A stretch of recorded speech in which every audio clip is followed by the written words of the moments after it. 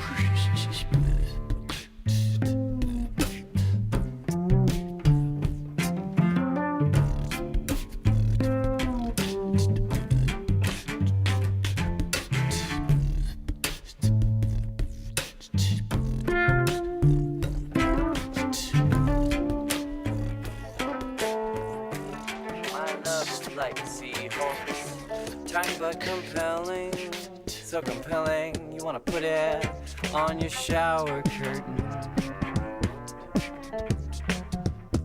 My love is so valuable, they try to trade it on the stock market, but I shut them down from all my flirting. Yeah, I did, 'cause I got so much love. Got so much love.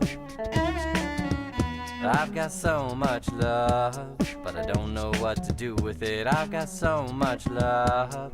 Well, I guess I better share it with the world. La da da da, da da dee da da dum, la da da da, da da dee da da dum.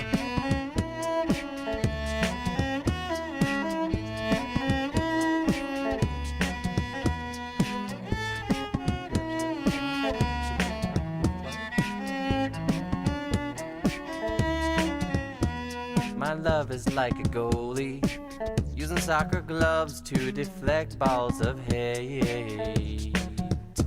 My love is like a bullfrog that's croaking in the night to attract a mate. 'Cause I've got so much love.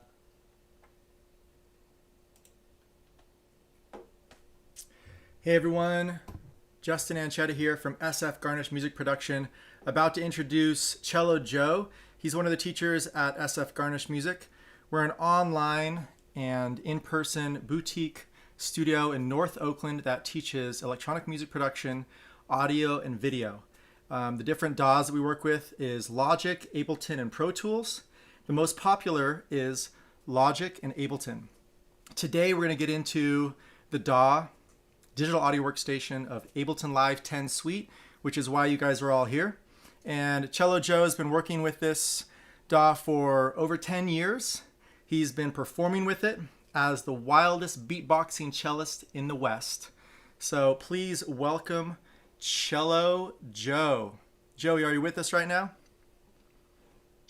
Yes, I am. Awesome, man. Go ahead and share your screen and we're going to get right into it. How you doing today, man? I'm doing pretty good. Yeah. Cool. Okay, I start sharing my screen. Also, how it's going to work too for everyone that's on the webinar, you guys are welcome to put questions in the little chat or the question section. And if the numbers stay decently low, we're welcome to bring you guys into the actual chat at the very end. So please stick around for that. And if you guys have any friends that want to participate in this, let them know that they can still sign up at SF Garnish Music, our Facebook, our YouTube, our Twitch. It's all streaming this right now. So you guys can rewatch it as well there. All right, Joey. All right, Justin. Okay, so this is the conundrum of all art, right? This is like oops, I just did something I didn't mean to do. I have here a blank. This is what most Ableton sessions will look kind of like this when you open it up. It's just a blank canvas, and I think that's the hardest thing about creating stuff, is sitting in front of a blinking cursor in a text editor and trying to write a book and being like, how should I start it? It's just, it's just an empty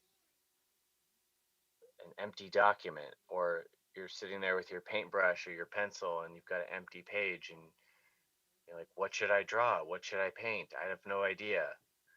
So starting from square one is one of the hardest things. You got all these different things to click. I don't know what you guys like your level of familiarity with live is, so maybe use the Q&A.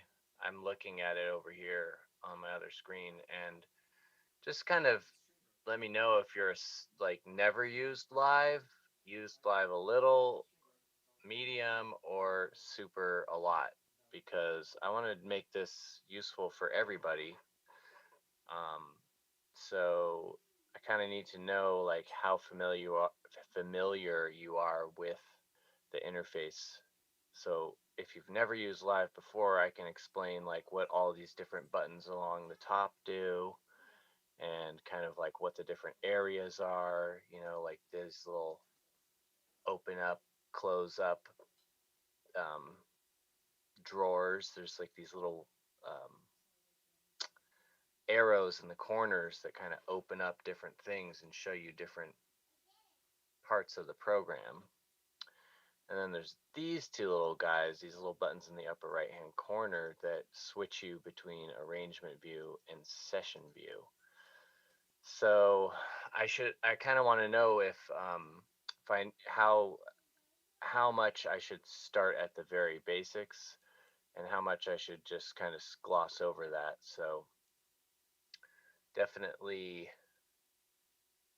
try to click on this Q&A button along in your Zoom, and it should bring up a window where you can let me know that. Otherwise, I'm just going to start talking about stuff. And one of the best ways to learn how to do something is just to start doing it. So I'm just going to start doing it. I have a subscription to Splice, and I highly recommend it. It's a place where you can rent to own plugins, you can share your projects with other people. And I also worked with a friend of mine from Dome of Doom, his name's Chris Adams, to record my own sample pack. And so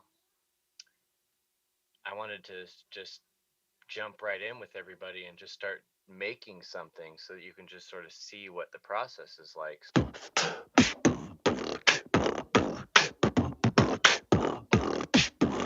So these are all just different sounds that I recorded. They're either beatbox sounds or they're cello sounds. Like here's a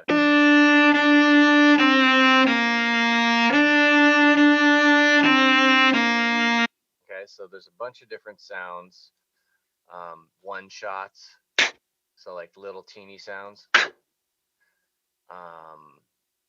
And I have this whole pack on my hard drive, so I'm not going to be downloading them. This little button over here lets you download them, and you can like them, and you can, share these sounds and what have you. But it gives you the key, it gives you the BPM, so it's real nice to have these all labeled and stuff. But I have them here in because I have the whole pack, right? I have cello and I have beatbox, and so sometimes it's nice to start with something that's kind of already made a little bit, like a sample that you're going to just um, work off of. So here's a little sample of from my song Get Freaky, and I'm just going to take it. I'm going to go to live. What I'm doing is I'm holding down Command and Tab. I'm in the Finder right now, and then I'm holding Command and Tab, and I'm pushing Tab to switch through the different apps I have open. I'm going to live, and now you can see there's this little box here, and I'm going to put it in this little box right here. So that sound is now here. So if I push play, that's not what I wanted it to do. It warped it. Okay, hold on. I'm going to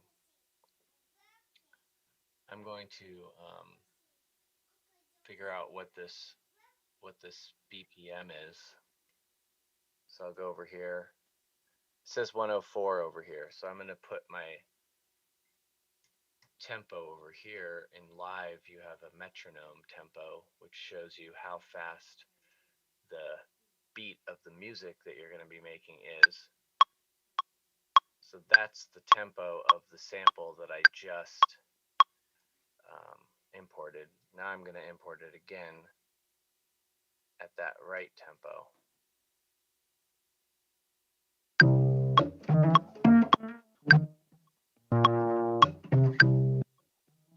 that sounds right. Okay, and it just started.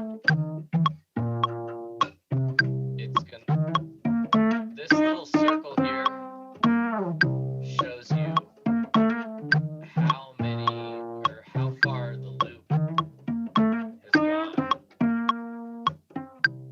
So this little circle here shows you where the loop is playing, and it's about to start over, and it just started over.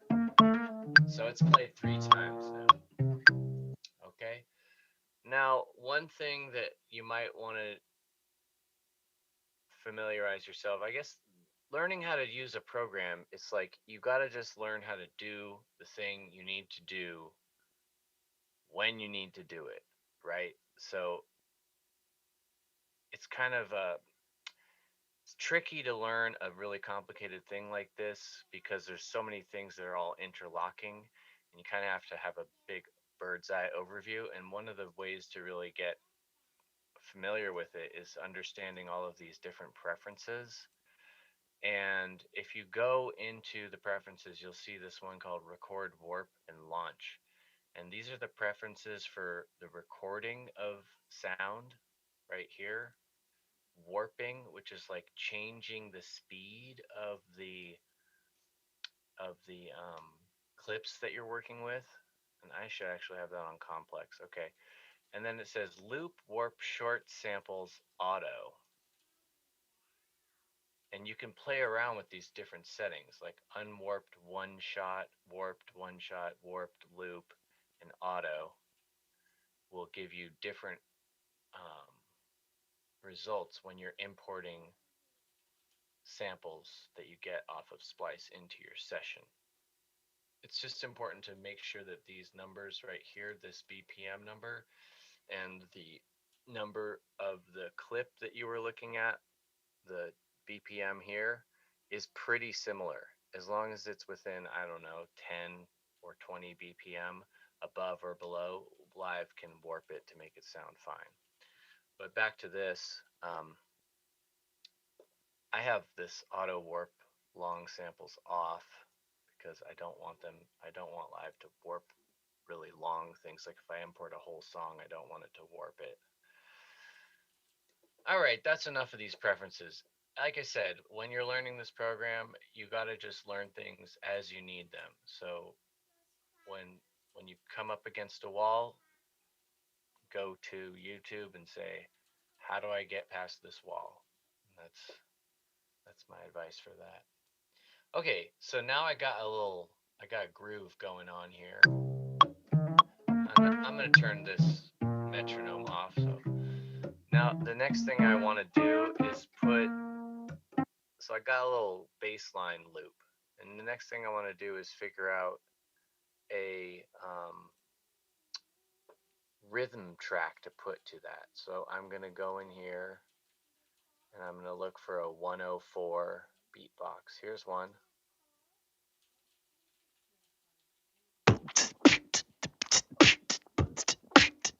Works for me. A lot of this is just trial and error, right? Like, let's see what these sound like together. So I put this one on the same line. These different lines horizontally are called scenes. And so drop files and devices here, this is where all your sounds go. And then over here, you have these little arrows that can play. This is called a scene launch. So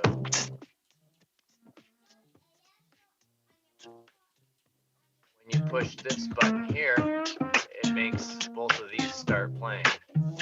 And look at that, they're the same length. So it's gonna work. All right. Oh, okay, whoops, sorry. I just finally saw this Q&A here. Okay. Got the basics already. Looking for thoughts about looping, recording, and editing audio in arrangement view. Got it. Okay. Like to learn how to match the timing of one audio clip to the timing of a second one, I assume using warp. Okay. Well, SF Garnish, that's Justin. He's kind of answering your questions there, but Yeah, Joey, I'm doing some questions there. You're welcome to get into them. Could you also get the mic closer to your mouth because you're getting it. You're pretty quiet. how about that? That's Is much that better. better? Thank you. Okay, sure. Okay, so y'all know that you can just take these clips and I selected them by holding down shift and holding and clicking on the other one. And then you can just drag it over to this little line thing, and then you can drop it in your arrangement like here. And then it's grayed out because these two are working simultaneously, and this is where live thinks you are right now. So you have to hit this little orange button, which is back to the arrangement. So now these are not grayed out. So now if I play it, it's going to play this stuff. So to answer that question, let's say I just pushed Command T to make a new track. If I wanted to use a beatbox loop that was, 114, I liked this loop more, but my BPM in my song is 104. Well, Live does it automatically for you. It, especially if you go into this setting and you change the record warp launch to loop warp short samples auto. So it's going to automatically figure out that this beatbox loop, which sounds like this, so it's a little faster, it's going to automatically just put it down to 104 because the BPM in live is set to 104.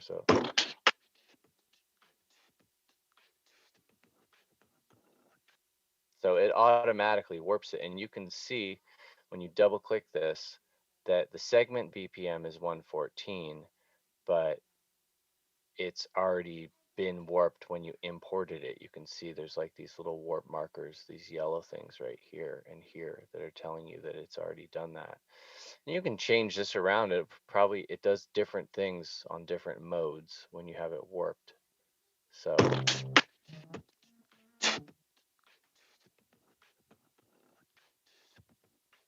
it's actually really fun to play around with these different arrows and figure out what they mean and what this and the transients, because it'll chop it and glitch it out a lot if you do different things with this.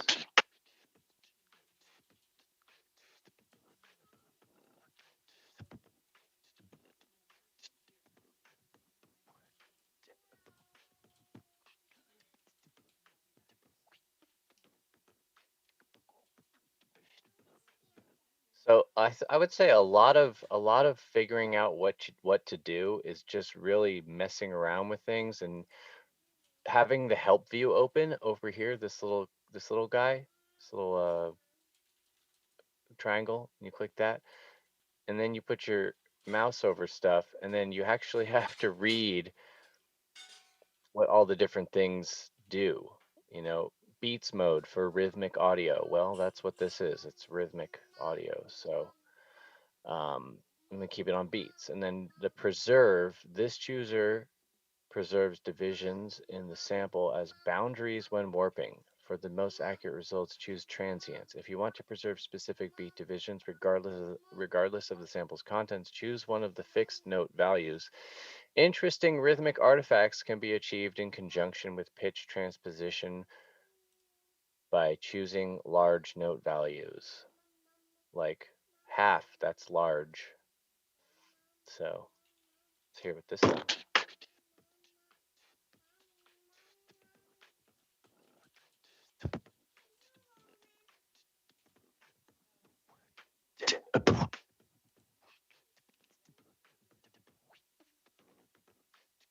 So this one, when you have it on this, it's going to do each segment plays to its end and then loops forward. And then you can loop back and forth if you choose this forward and backwards arrow. And that means that the segment's going to play to its end and then loops back and goes backwards towards where it started. And let's hear what that sounds.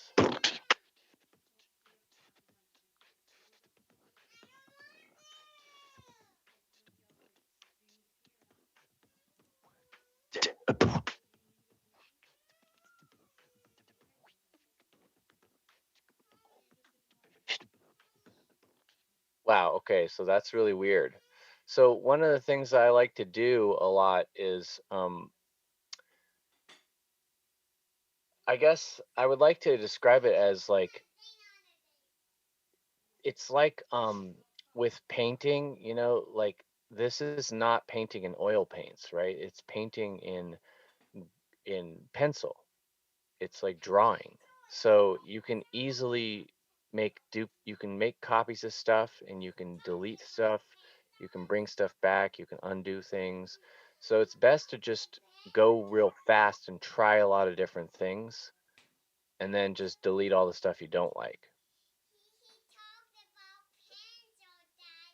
So one thing you could do, I do this all the time, is click on the track that you're working on, delete press command D, which is the same thing as going to edit and hitting duplicate. And then right click on the first one and choose a different color and then do set assign track color to clips. So now I know that this one is going to be the original. I'm going to put this back to transients and forward and 100 and let's hear that one.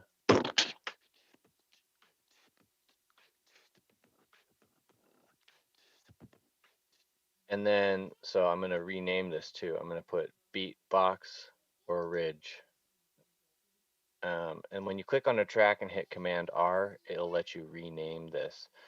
And I'm going to put beatbox. Um, what am I doing? Uh,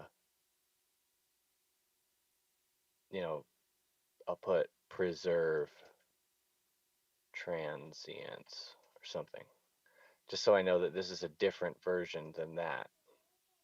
And then when I listen to this one,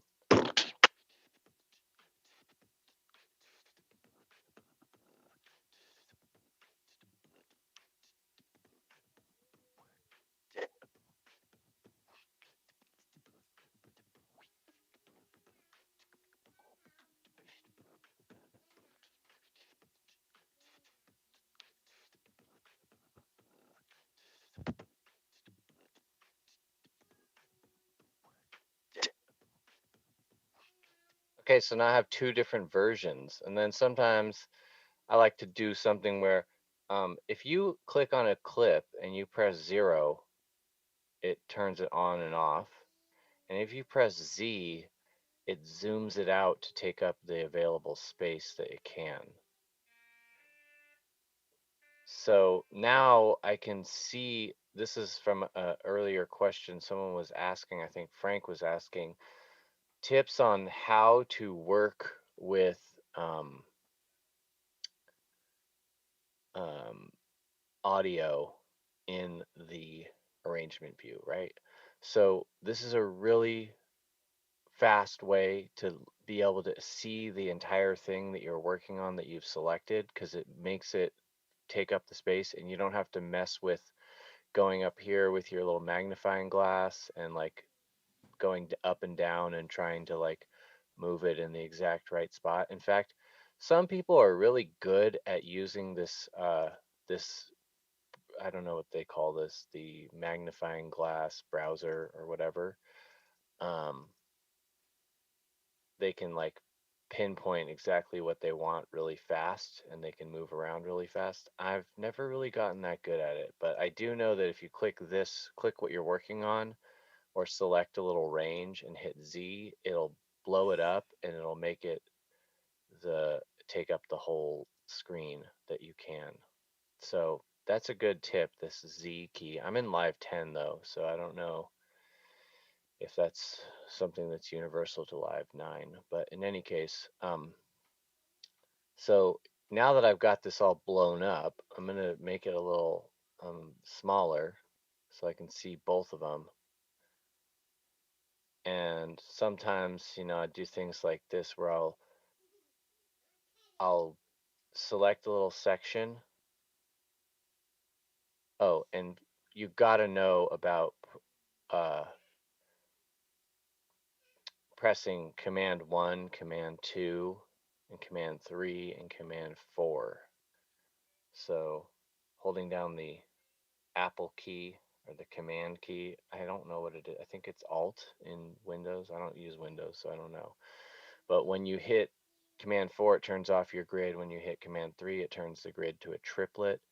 If you hit Command 2, it widens the grid. If you hit Command 1, it narrows the grid.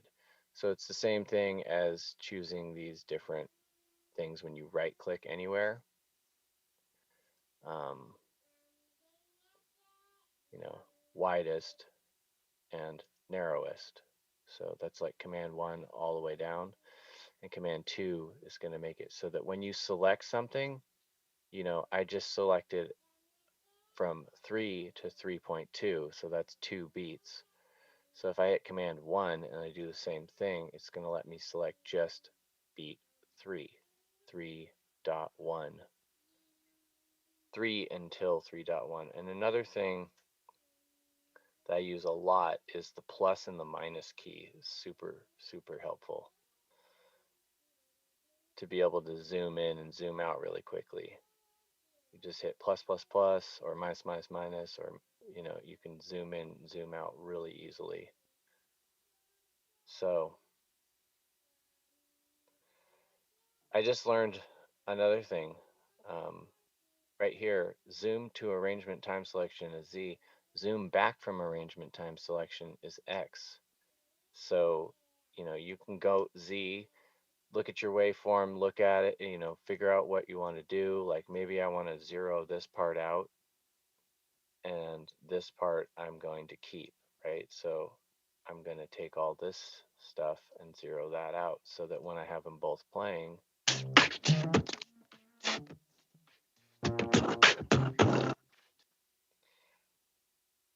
probably need a bigger section, right? So I'm going to just take this and just move it over. So now you'll actually hear what this is.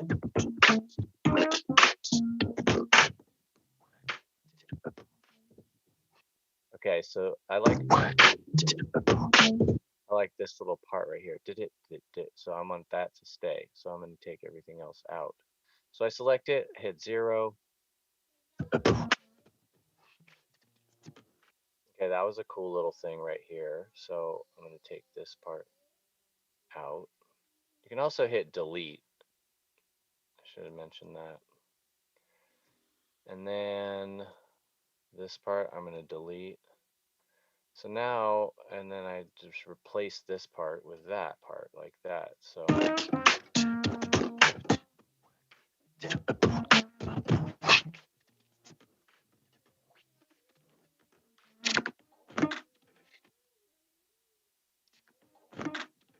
I'm trying to find cool little snippets in this one that I like, so I can solo it.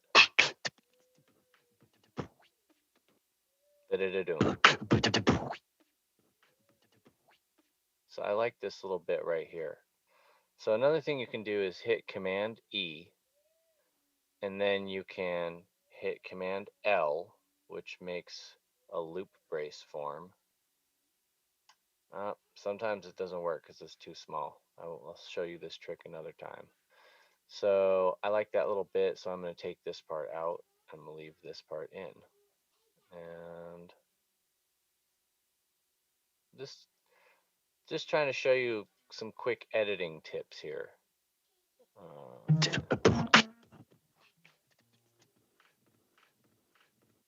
Yep, got to take that off.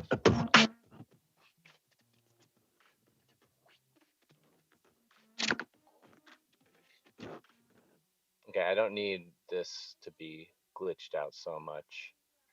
For the rest of it, I'm just going to zero that. And now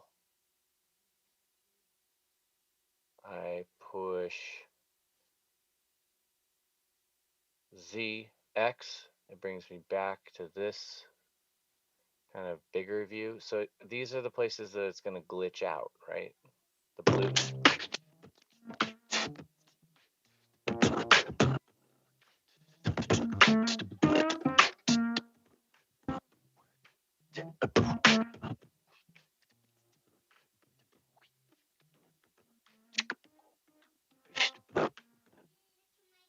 Cool.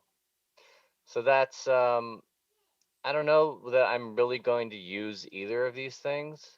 I just am playing around, like I'm just testing it out. Like maybe I like it, maybe I don't.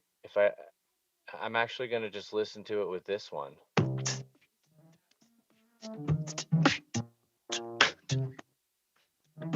It's pretty vanilla.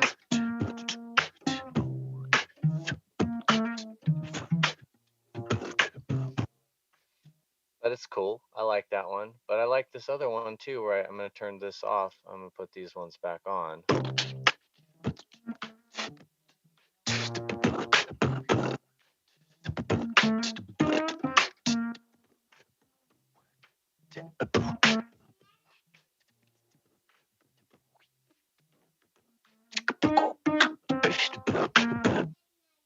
Cool. So here's an idea. I'm just going to grab everything that I've got so far. I'm holding down shift and clicking in the upper left hand corner and the bottom right hand corner, or vice versa. And then I'm going to press Command D. And it didn't look like it did anything, but if you look up here, you can see that was an 8-bar loop. Now it's a 16-bar loop.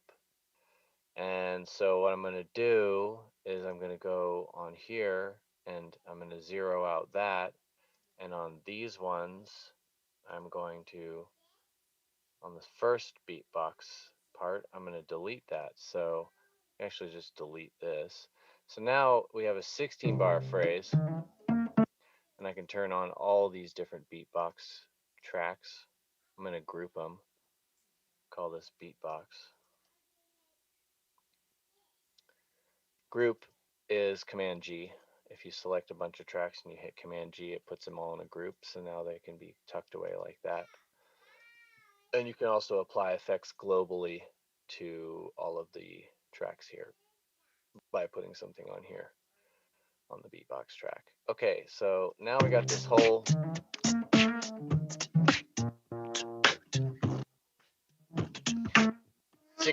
bar loop.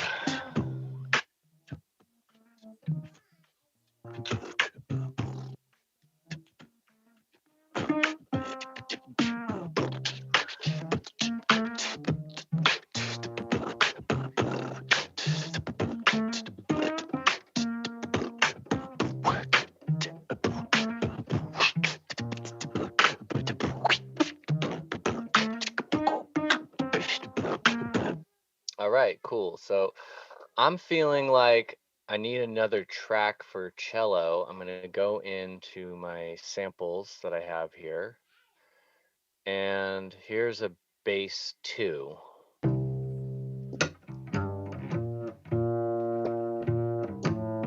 Okay, that's the halftime part of the song. Here's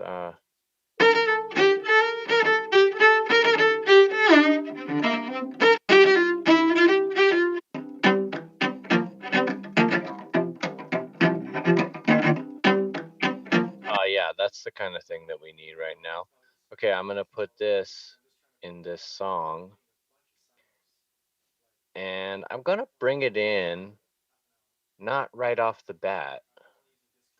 I'm gonna let it play the first half of this sample, and then bring this harmony part in, and then I'm going to let it keep going. So let's hear what this sounds like now. I'm just going to start it right here because we already heard it.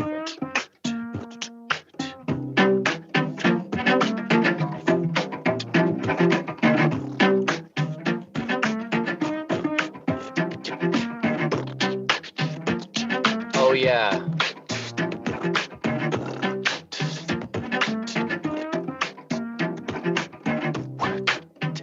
You guys might be noticing that I'm bringing down these faders here. This is something that I've sort of picked up from watching a lot of other people produce and mix and stuff, and I'm sure you've heard of subtractive EQ, and this is kind of like a mix as you go sort of style of producing, where your volumes balance all your levels as you're going, so that you're trying to keep this from being, you know, you don't want stuff to make it look like red like that. You try and balance all your volumes, you bring them down so that added together, they sort of stay in this zone between 12 and the little line there, between 12 and 6. I think that's 6. Yeah.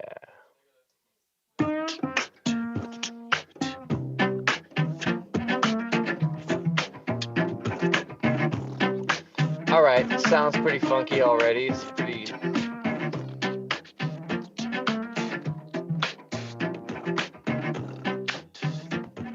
good. So I wanna glitch this out a little. I wanna like add something interesting in this little transition right here before we go from the first 8 bars to the next 8 bars. So I've selected this little last, let's say I'll select the last 8 or the last bar of the 8th bar of this part right here, and I'm gonna select that, and then I hit Z. And that shows me what's cracking on this part of that audio. So I'm going to solo this out so I can hear it real well. So I want to make this kind of glitched out. There's lots of ways that I could do this. I could edit the audio directly, or I could use audio effects to process the audio. And first of all, I'm going to just edit the audio and just kind of duplicate some stuff and see what happens. How about we take this little bit and duplicate it, and we do this little bit, duplicate that, and this little bit, and duplicate that. And I'm not doing this, I'm not like counting all the little boxes and making sure it's like perfect. I'm just doing this as an experiment, right? I'm just seeing what this is going to sound like. Oh, okay. It sounded pretty cool, I thought. Maybe we'll just take that same idea and I'm going to switch to a triplet grid, and I'm going to select this and duplicate it 3 times. And this, I'm going to do 3 times. No, I'm just going to do once. Now let's hear what this sounds like. Okay, didn't like that. That was kind of whack.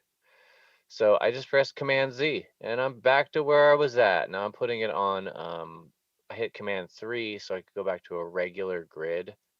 I'm hitting Command 2 so I can see it a little wider, so that I don't see all these little lines, I see bigger lines. Now I'm just grabbing this group of 2, delete or Command D that to duplicate that. I'm going to grab these, duplicate that, and now I'm going to go back and listen. Okay, that was kind of whack, so maybe I'll just leave it with, yeah, that sounds cool. Part of this is just doing a bunch, like having an idea, like I want to glitch this part out, and then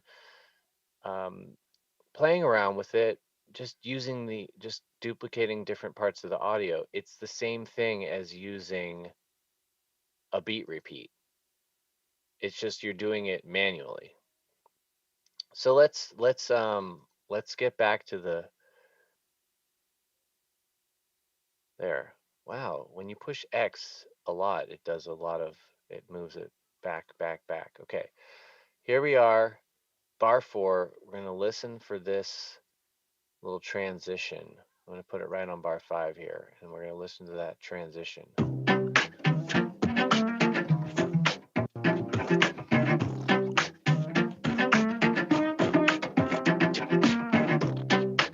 Cool, I liked it. All right, so now I'm going to do it a different way. I'm going to take this beat repeat, I'm going to open it up, I'm going to look at all the different ones that are the built-in defaults. And then I'm going to fill in the gaps and put it on here. And then I want to see the automation. So there's lots of ways you can do that, but you can just click something and right click it and do show automation. Or you could also just push the A key in Live 10. It shows you all of the automation envelopes. Oh, and then you can turn them off if you push A. So I pushed A, and now it's whatever you click on here, it's going to put in these little descriptors right here. So if I want to mess with the grid, I click on the grid, and now it's showing up here.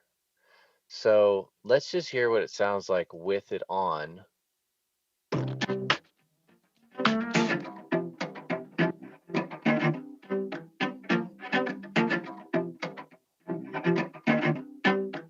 I don't hear any beat repeats happening. So I'm going to change this.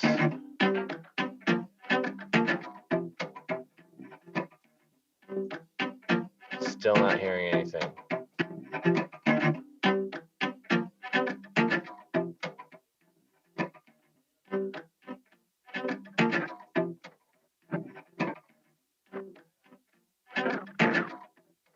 Oh yeah, this is one that I don't really like. Okay, so you can push Q, and then you can choose a different preset, chopping block. Let's hear what that sounds like, and then push Q again. Now it's on chopping block. See that?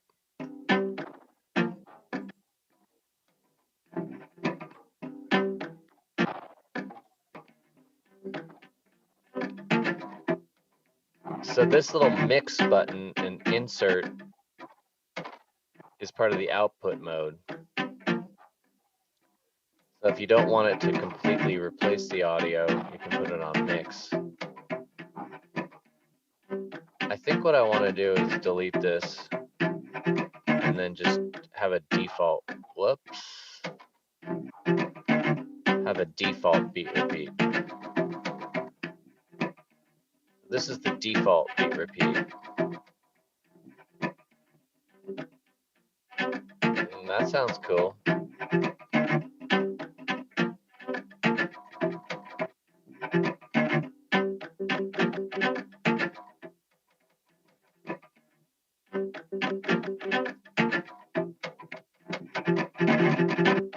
Okay, it sounds a little weird.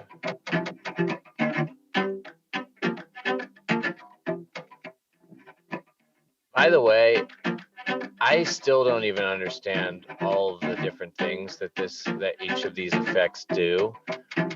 I just kind of listen to it and I move the things around until I'm like, sounds pretty good to me.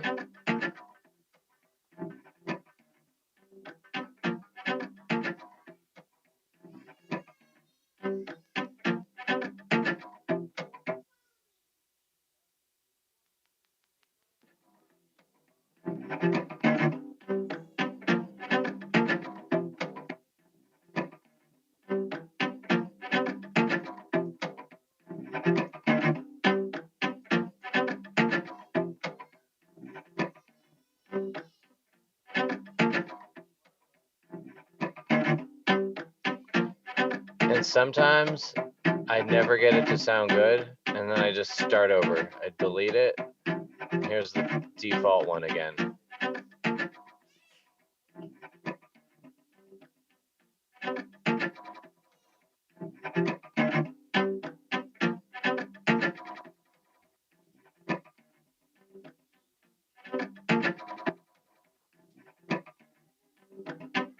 Cool. And now I'm going to automate this to turn on and off. So I clicked it again, and now you see up here, beat repeat device on. Now I'm gonna zoom in on this part of the song. I just collect bars 9 through 16. And then I'm gonna push B, and I'm going to play it. Okay, I like that part. Da, da, da, da, da, da. So I'm gonna turn it off over here. So when I'm on B, I'm using the draw tool. When I type a B, now I'm in the um, point editing mode. So you can toggle that really fast and easy with the B key.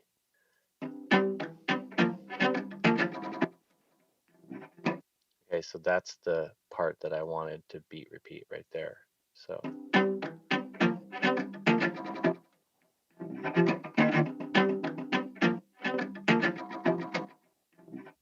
okay, so I liked this part, so I'm going to turn it off there and then leave it on right here. Oh, and if you are wondering how I'm starting and stopping it, I'm pushing the space bar.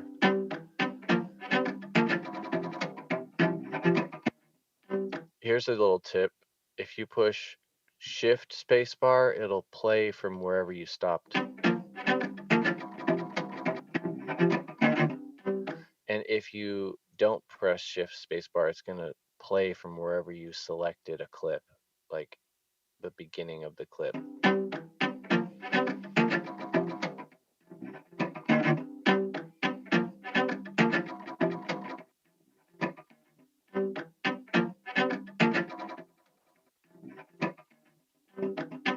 Ooh, I like that part, so I'm going to keep that, and I'm going to turn it off everywhere else. Cool. So I'm just going to turn this beat repeat off for the rest of it. And now I'm going to zoom back out. I pushed X a bunch of times. And now see these little parts where I put the beat repeat in here? Let's hear what it's going to sound like. And I think actually what I want to do is I'm going to push plus right here. And you see this little part right here where I glitched it out. I'm going to press Command E to make that into a little, to separate the clip there, and I'm pressing Command J, and that consolidates it into one little clip. Now I'm going to make it green so I remember this is a different thing from this clip. Now I've copied it with Command C, and then I'm going to scroll over here, and I'm going to go to bar 16, which is the last bar here. If I zoom out, you'll see how that I've zoomed out so you can see the lines are all on the bars. And then I'm going to paste. So it's going to do the same glitched out thing that I did from the last 8 bars. Perfect. Now let's listen to what this whole thing sounds like starting from bar 5.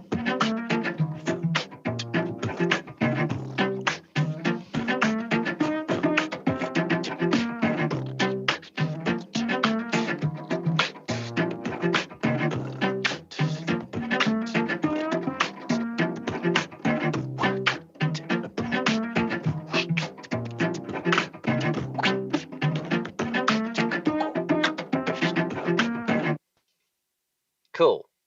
So that's a good start. Now I want to do something where I'm going to bring in, there's some more cello harmony parts in this pack.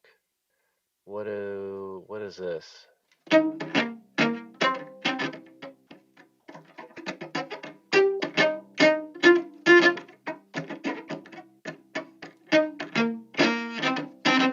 Good enough. Let's bring that in.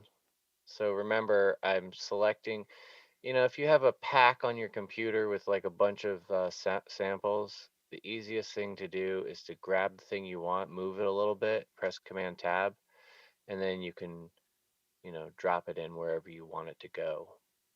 So I'm going to press X a bunch of times and zoom out. There is a way, if you press Command Option and B, you can hide the browser. B for browser, right? Command Option B hides that. Command Option L hides the tray that's below down here where you can do your clips and your audio effects. and then you can just see more stuff on your screen, right? So I'm going to select this whole thing here and copy it, and then I'm going to click on the top and I'm going to push paste. And it did not do what I thought it was going to do. I got to push A, turn off the automation, and then I'm going to select all this again. I push copy, go over here, push paste. So what I just did was I just doubled my arrangement, right? I just took all of this stuff and I moved it all over here. So now the song's like a minute 10 instead of, it started off being like 15 seconds, then it was 30 seconds. Now it's more, doubled it. And I'm bringing in this new cello part.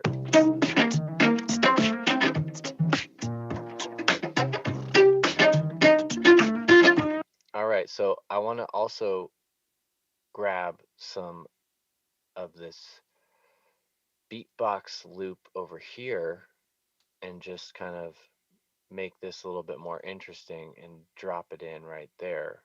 So I'm going to take this and I'm going to take that out. So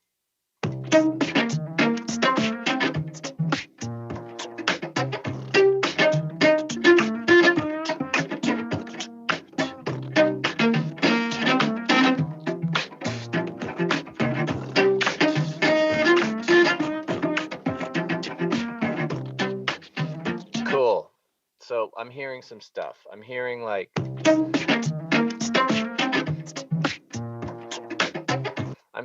this could get glitched out that same way. I'm hitting Z. Boom. All right, now I can see it really well. Dun, dun, dun, dun, dun, dun. So this part, I want to take this little bit. I'm going to press Command 1 so I can see it more clearly, right? And I select just this part. I'm going to copy that, and then I'm going to just put it in a few more times. Why not? Let's hear this.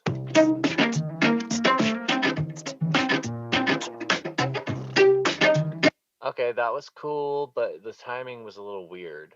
So let me watch and listen to the beat and try and figure out where I actually want that to be.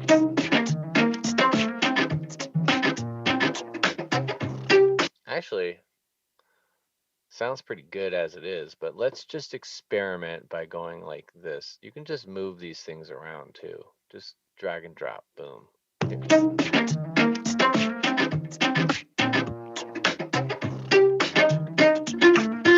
Okay, so I heard it that way. Now I'm going to hit undo, Command Z, and I'm going to hear it the original way. I kind of like the way it was the first way, but maybe if I just move this one over, how about just like this?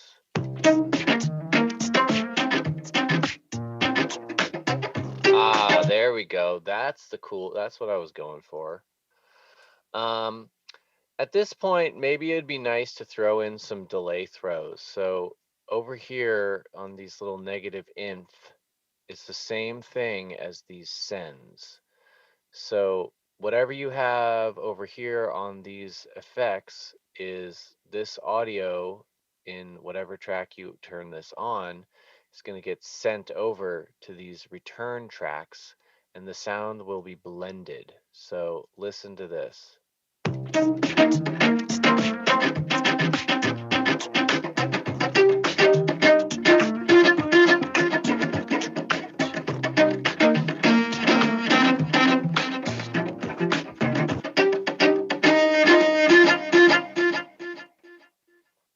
So now we have this delay.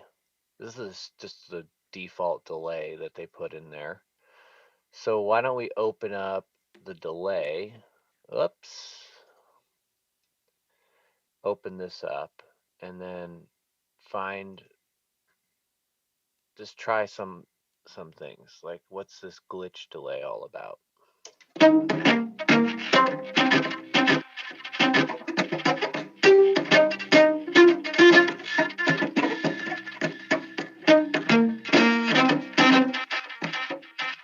Okay, not a big fan. I'm just gonna go with dotted eighth note. I like that one. Okay,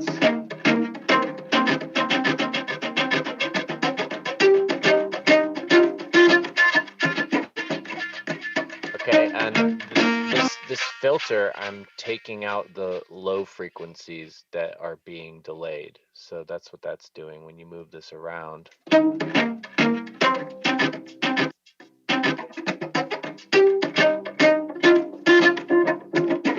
And the reason that I'm taking those low frequencies out is because this is kind of like a higher part, and I don't want this muddy sound to be clouding the other stuff. So I move this filter over here.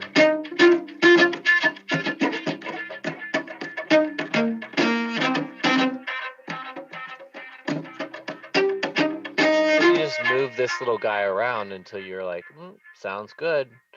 And then I'm just going to move this a little bit.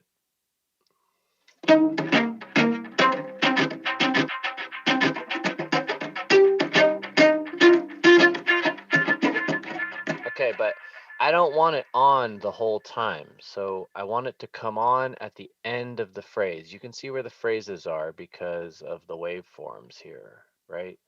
So I kind of am thinking it'll go da da da da da da da da da, and then right here is where I want the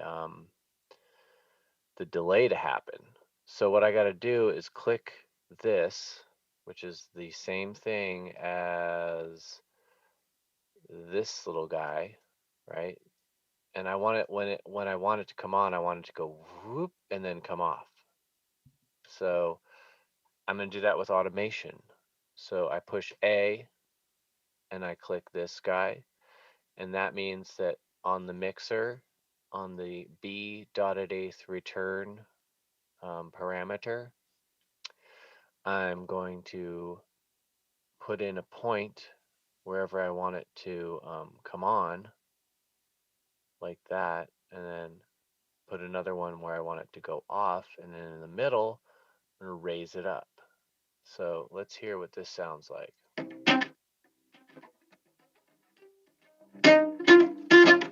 Okay, it didn't happen long enough, so I'm going to move this point over. It's like this.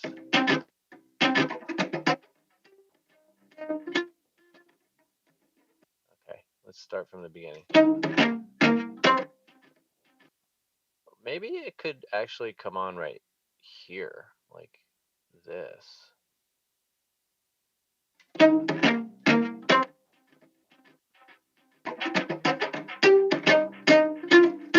Oh, right there, that da-da, the last two.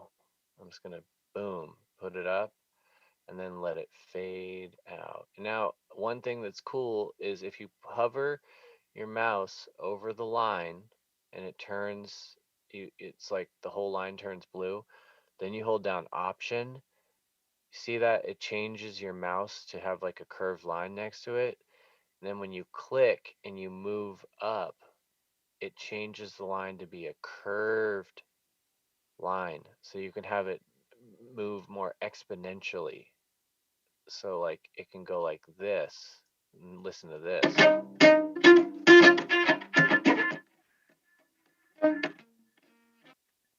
Okay? And listen to this. If I do it like that.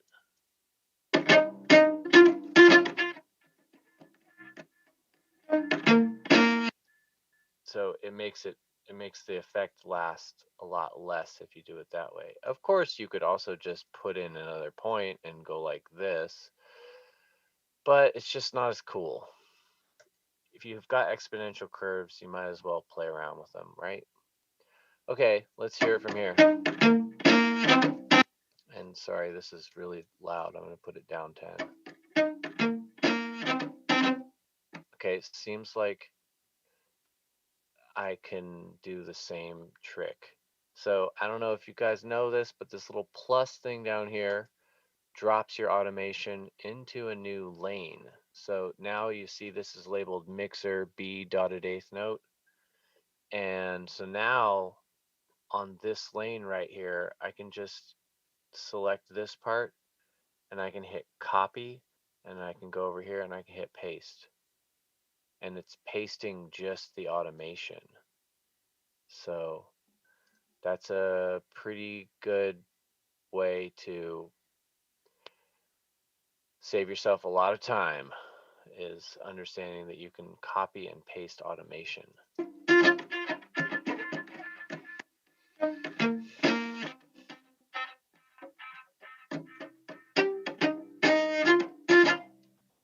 See right here? I want to just paste that same thing. Boom. Nice. All right. X, X, X, X, X, X, X, X. All right. Now, where are we? Okay. Whoops. I'm going to unsolo that.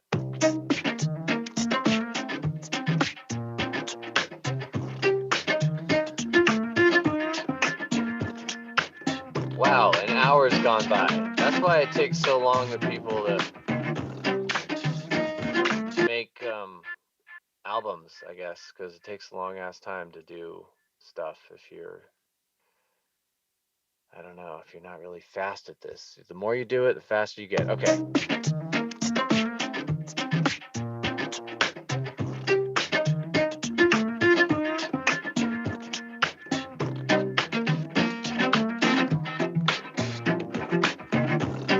Now these two are kind of clashing at the same time, but this only comes in right here. So if I just move this out of the way and then take it out right there and then copy that and put it right here as well, see how it's missing right there? I think it'll sound cool.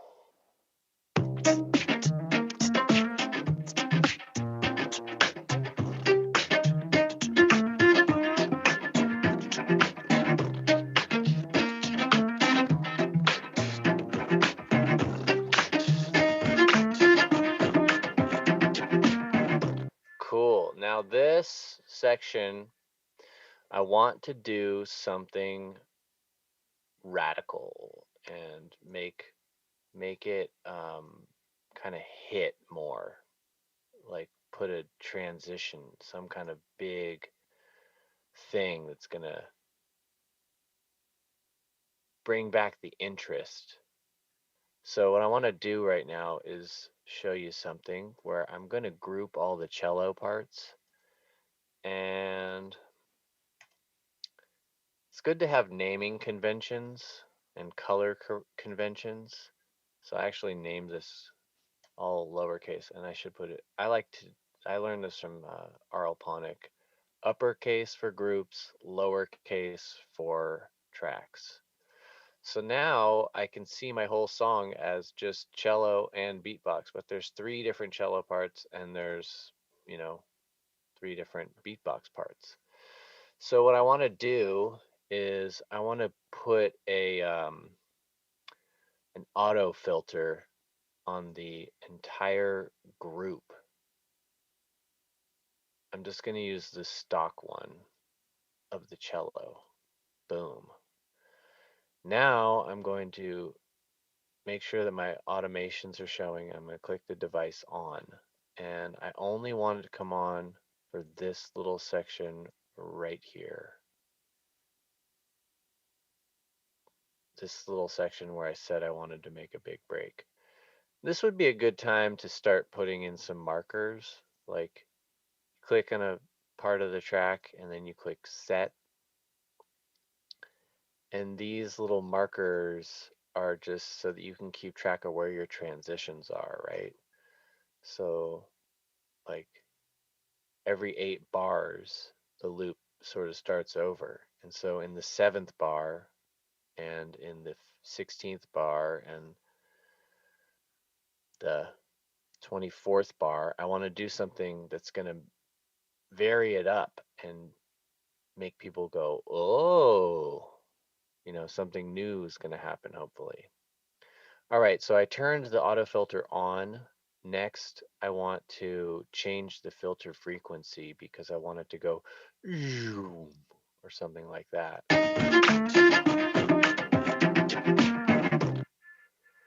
So now I have to So I want to make this go.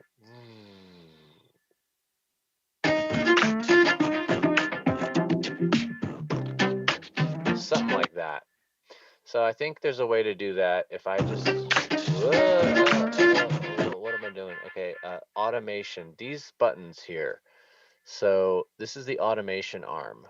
When enabled, manual parameter changes can be recorded to session clips and the arrangement. Blah, blah, blah. Read the help thing down here in the info view. But if I turn off all of these things,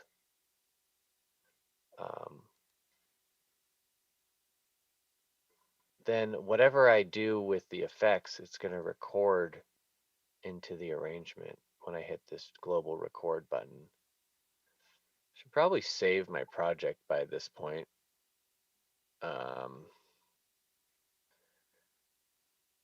Really not a good idea to continue working without saving your project, as everybody has experienced at some point in their life a crash. This might be a cool spot to possibly take some specific questions, or maybe you go through the Q&A portion, Joey.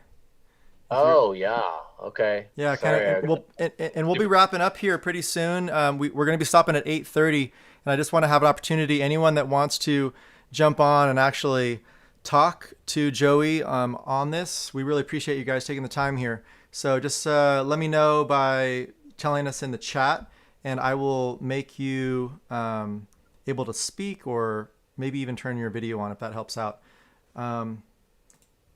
So yeah, some questions came up in the chat earlier, Joey, and I just did some answers, but maybe you can kind of get to it. Like the first one, anonymous attendee says, "Got the basics already. Looking for thoughts about looping, recording, and editing audio in arrangement view." It looks like you've been doing arrangement view mostly, so that it's been answered a lot. But what about looping and recording? Anything about that?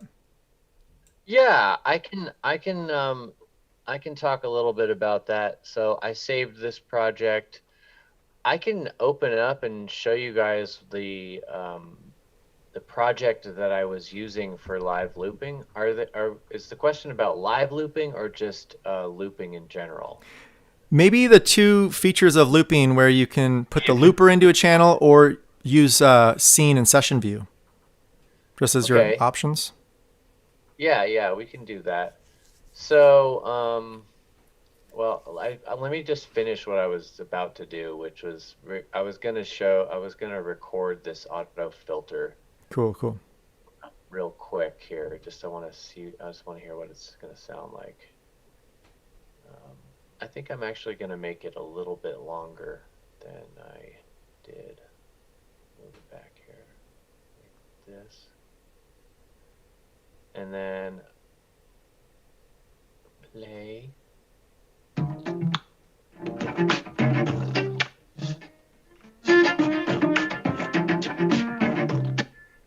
don't know that it did anything.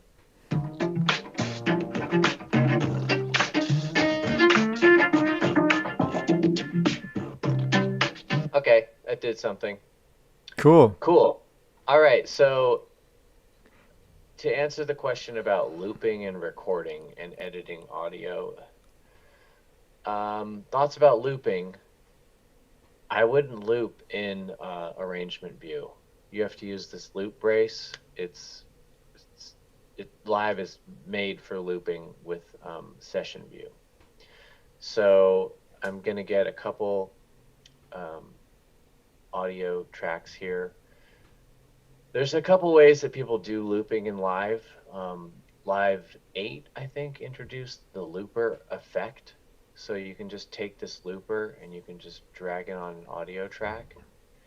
And then you can customize this to work however you want. Like you can record just one bar, or you could record 2 or 12 or 16 or variable length bar.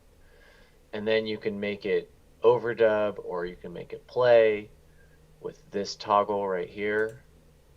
And so if I set my mic input to number 2, which is this one that I'm talking on right here, I'm pretty sure. Yep. All right, so if I make this record armed, you can see I have some signal coming in here. And I'm just going to compress this a little bit here. Just what's going on? All right, so the thing about looping in live is that because everything is quantized and everything is all if you have no quantization, it's really hard to get it to all work together. So almost everybody that does looping keeps it on 1 bar. And originally, to start off, it's really helpful to have some kind of way of keeping the time. Like maybe that's just a drum loop or like a hi-hat kind of loop, but it's really hard to loop without some kind of thing happening. Otherwise, you have to use this metronome, and you have to change the solo to a cue, which means you have to have an audio interface that has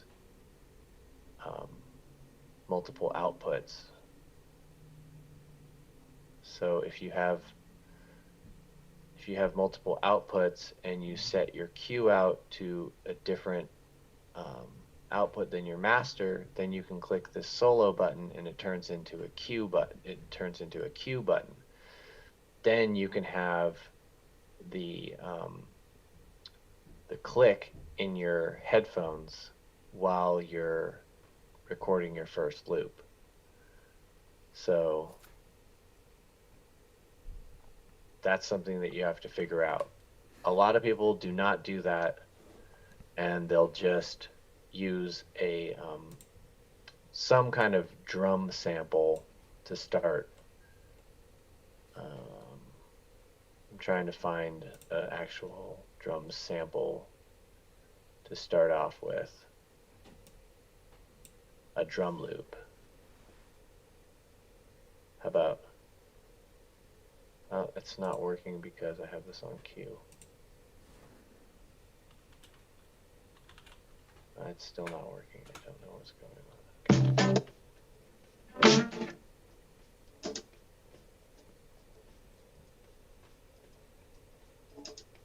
So I have this drum loop going.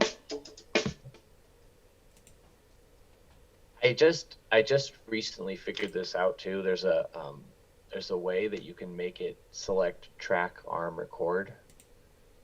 It's just a simple little code that you have to put in this file called options.txt, and you have to search for this. But look up select track arm record, because if you're trying to do live looping in live, and you're going to be able to access your keyboard, or you have a controller that you can move between tracks, when you go push the right arrow or left arrow keys, it'll arm whatever track you select, right? So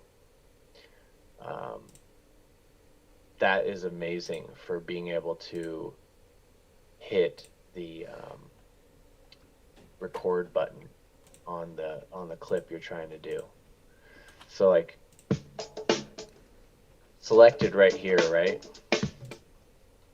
And if I push the enter key on the keyboard, it's going to be the same thing as pushing this button, clicking it.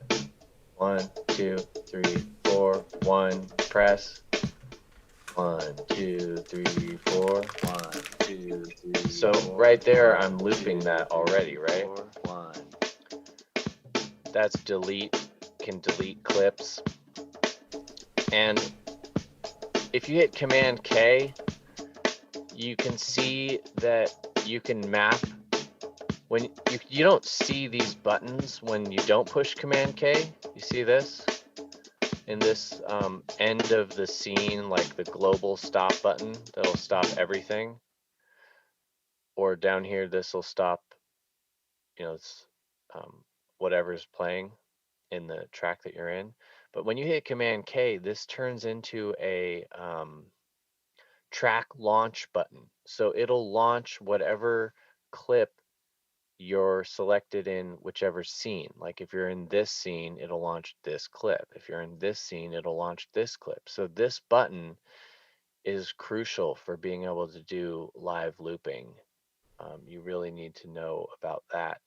Also, you have these buttons like a scene launch, scene up, scene down, and you have scene select. So that's for like a MIDI controller that has an endless encoder where you can slide up and down and you can scroll through your set, scroll through your clips and through your scenes seamlessly and go up and down.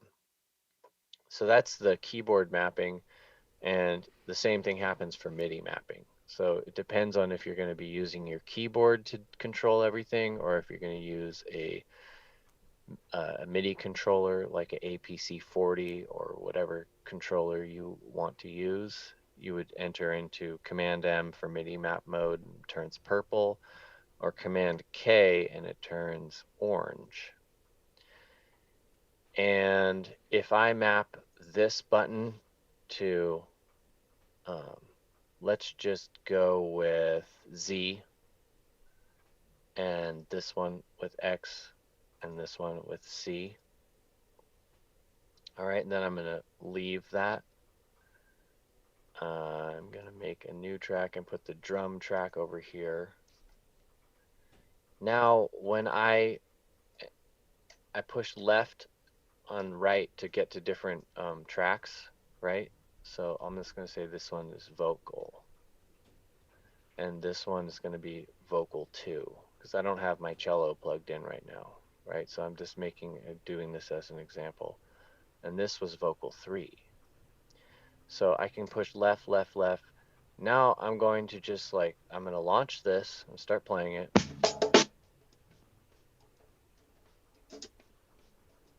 Okay. Now watch this. I'm pushing left. You have to be selected on a track, right? But I'm pushing left, left, down. So you see where I'm at, right? I'm on this scene. And then I got my finger on the Z key. And I'm feeling the beat. 1, 2, 3, 4, 1. Press the Z key. Hey, everybody. And at some point within the last 4 bars of what I wanted to loop, I'm pressing the Z key again. So that's what's making the loop, the clip stop recording and start playing again. Now, watch this. So I clicked here because I want to be selected in there. Now I'm pushing the right key to move to the next track. My select track arm record has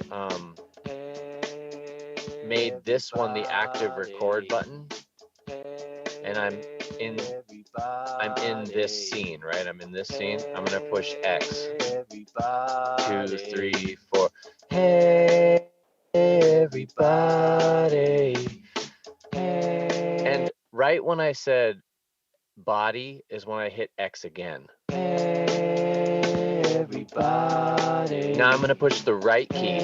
Now you see that it's so funny, I'm pointing at my screen. You guys can't see what I'm pointing at with my finger. Okay, down here, this is record enabled. And I'm on this scene. So when I push the C key, it's going to be like clicking this button. And you can do this with a MIDI controller as well, but this is the simplest way to do it. If you don't have a MIDI controller and you just have a laptop, your laptop has all these buttons. You can use the buttons to do whatever you want with Command K. Key mapping, it's right here. It's called key mapping, key map mode switch. All right. So now I'm going to play it.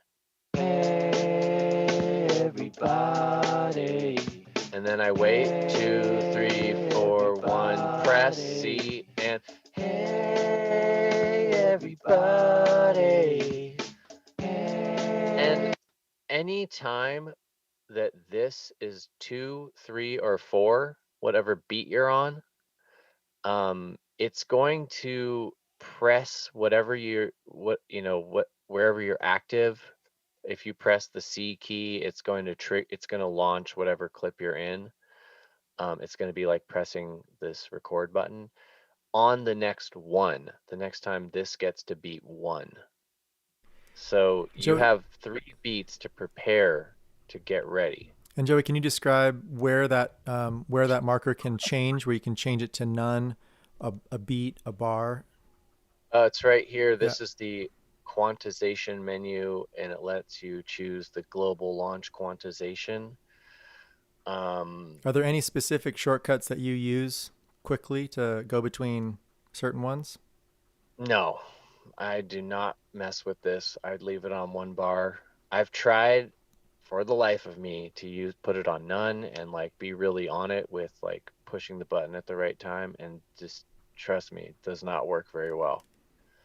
I would recommend staying on 1 bar. It's the easiest, it's the simplest. If you want to experiment and get really frustrated, put it on none. If you want to try to be like not have to wait for the bar to come around, you could experiment with quarter note or 16th note or 8th note.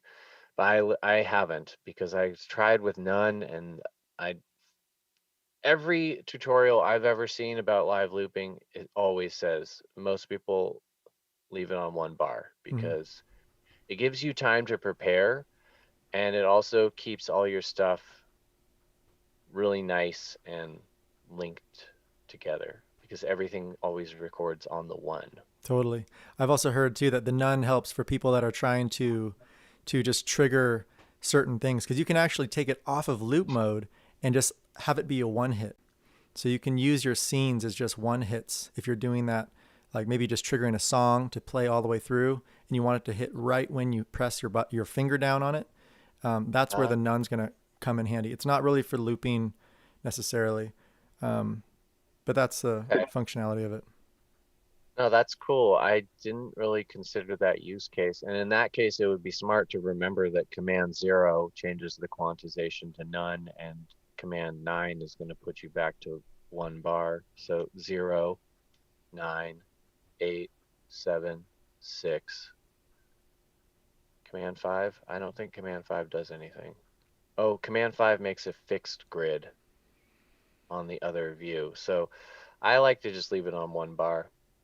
But hey, everybody, did you hear me sing those 3 different parts? Now watch this. Hey, everybody.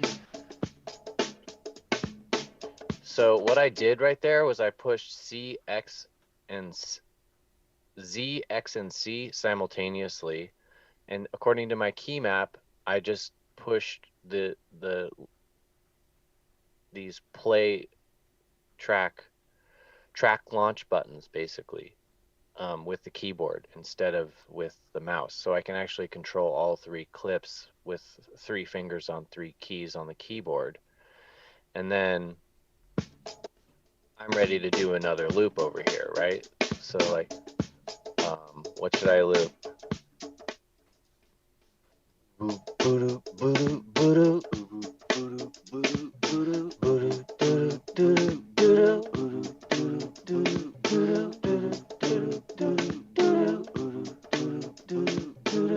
Oops, I was a little slow on that one.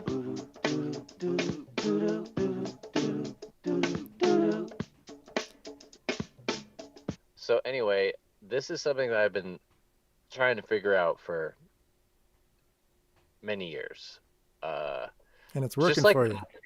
the more you practice and the more you do it, like the more you figure out what you need and what you want it to do. And for me, I've been trying to figure out how to do it with just the keyboard because I'm trying to minimize the amount of gear that I have, right? So like if I can not have a MIDI controller controlling some stuff, then I can bring less stuff. Anyway, this is one system that I've been trying to get to work.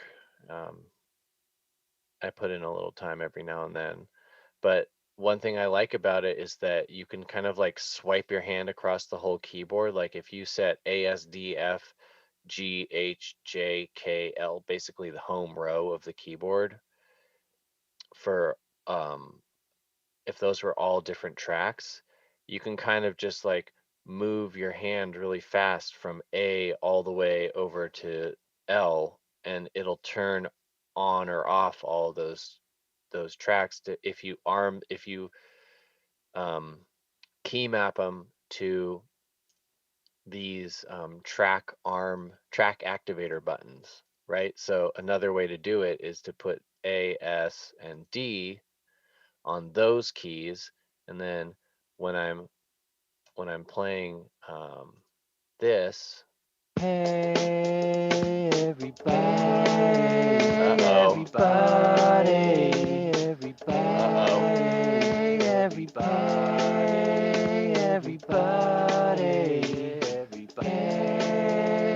everybody. Okay, so another thing that's smart is to use the scene launch button. So mapping certain keys to that would be smart. But anyway, what I was trying to say is like you can go everybody. You see these track activators? I have my hand is on A, S, and D. So watch this.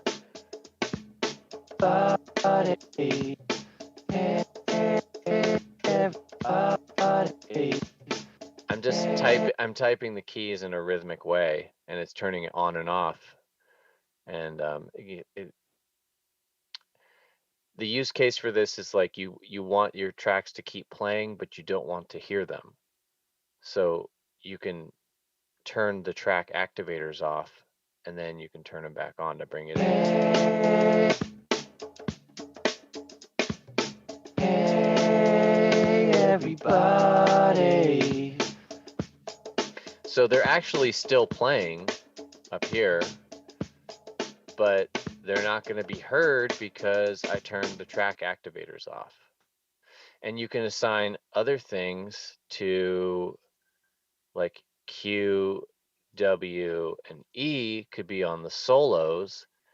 And then, so as long as you have like a system that you're working with, you could have the bottom row of the keyboard be the track launch. You could have the middle row of the keyboard be the track activator, and the top row can be solo. So watch this. Hey, everybody. Hey, everybody. So in that way, you can sort of like choose what you want to have solo, and it's like it drops out the drums and it brings in just what you have soloed. So the way I like to try and think about it is like live instruments, software instruments, and drums. In groups, you mean?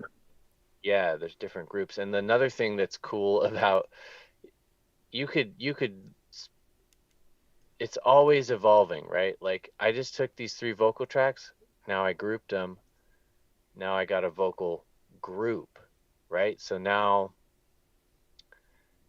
this is where it gets really complicated on mapping your keyboard if you're going to try and use your keyboard, and also mapping your launch pad or your APC40 or whatever button thing you've got, your MIDI keyboard, whatever it is. You gotta like figure out your system and get really good at it, because now I have this group, right? And if I assign A to that and move all these keys over so that, I have like that. Oh, whoops. Uh-oh. I'm getting ahead of myself. This is supposed to be X, C, V. The solo ones are supposed to be W, E, and R. And then the master one is Q. So now I have like Z, A, and Q are controlling